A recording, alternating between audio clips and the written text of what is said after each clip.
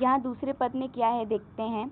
मन की मन ही माझ रही, कहिए जाहि कौन पे उधो, नाही परत कहीं। अवधि उधार आस आवन की, तन मन बिथा सही। अब इन जोग संदेशनि सुनि सुनि, बिरहिनी बिरह दही। चाहती हुती गुहारी, जितहि ते उतते धार बही। सूरदास अब धीर धरहि, क्यों मर्यादा न लही। एक एक लाइन का मतलब हम देखते हैं। मन की मन ही माझ रही, यहाँ गोपियाँ उद्धव जी से कहती हैं कि हमारा श्री कृष्ण के प्रति हमारे मन में जो प्रेम था वो हमारे मन के भीतर ही रह गया। कहिए जाई कौन पे उधो, नाही परत कहीं। हमारे मन में श्री कृष्ण के लिए जो प्रेम है वो हम किससे कहें उद्धव जी। जो हमें श्री कृष्ण से बातें कहनी थी वो और हम किसी से कैसे कहें उद्धव जी। अवधि उधार आस आवन की, तन मन बिथा सही। इतना समय हमने उनके यानी श्री कृष्ण के आने की आशा में बिता दिया। तन मन बिथा सही, हमारे तन मन की जो व्यथा है वो ये है कि हम श्री कृष्ण के आगमन की प्रतीक्षा में ही रह गए। अब इन जोग संदेशनि सुनि सुनि, बिरहिनी बिरह दही।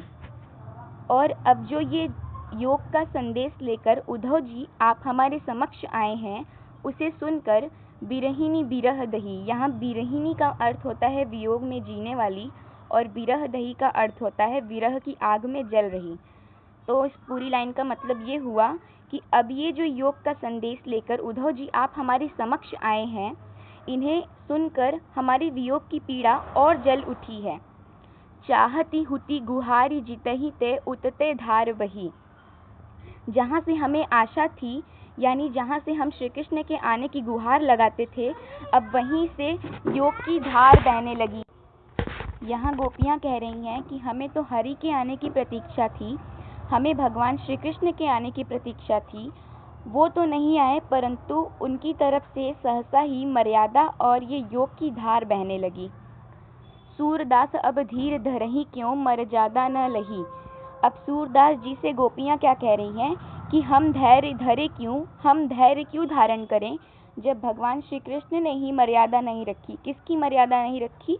हमारे प्रेम की मर्यादा को समझकर उन्हें हमसे मिलने आना चाहिए था, जिसके बजाय वो ये योग के संदेश भेज रहे हैं। अब इसकी व्याख्या देखते हैं। यहाँ गोपियाँ उद्धव जी से कहती हैं कि हमारे मन में श्री कृष्ण के प्रति जो प्रेम है वो हमारे मन के भीतर ही रह गया। हम जो श्री कृष्ण से बात कहना चाहते थे वो अब हम किससे कहें उद्धव जी।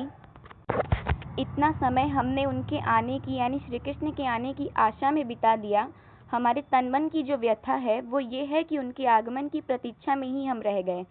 अब जो ये योग के संदेश सुनने को मिल रहे हैं यानी अब जो ये योग के संदेश लेकर उद्धव जी आप हमारे समक्ष आए हैं, उन्हें सुनकर तो हमारे वियोग की पीड़ा और जल उठी है।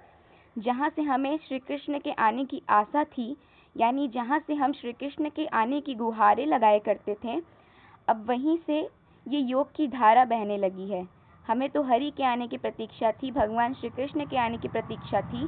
वो तो नहीं आए परंतु उनके तरफ से ये मर्यादा और योग के धार सहसा बहने लगे।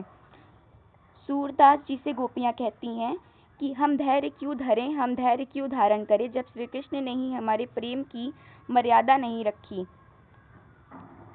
उन्हें हमारे प्रेम की मर्यादा को समझकर हमसे मिलने आना चाहिए था, जिसके बजाय वो ये योग के संदेश भेज रहे।